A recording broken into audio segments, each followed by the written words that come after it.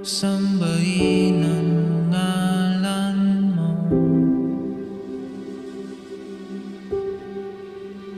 para mabuhay habang buhay sa puso't isipan mo. Sino pa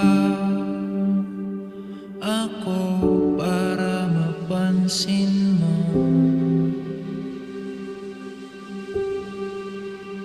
Mga dalangin ko sa'yo, sana'y pakinggan mo.